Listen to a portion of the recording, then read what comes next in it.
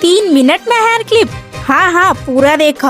हाँ संगवारी हो, आज मैं सिर्फ 3 मिनट में हेयर क्लिप बनाए हो। अगर आप मन के पास नेल पॉलिश और रबर बैंड है ता आप मन भी ये DIY हेयर क्लिप ला जरूर बनाओ। तो संगवारी हो, आज के डेट में बाल इतना झड़ते कि कोनो डिजाइनर हेयर स्टाइल करे के मन नहीं होए।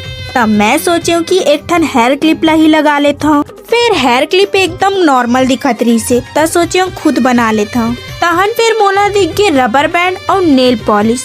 फिर मैं सोचे क्यों ना एकरे हेयर क्लिप बनाया जाए। तब मैं अपन थोड़ा से दिमाग चलाया और ये वाले DIY हेयर क्लिप ला बना डाले। तब मोर दीदी बहनी हो देखत का हो, जाओ आप मन भी बनाओ और ये वाले DIY हेयर क्लिप ला पहन के मटमटाओ।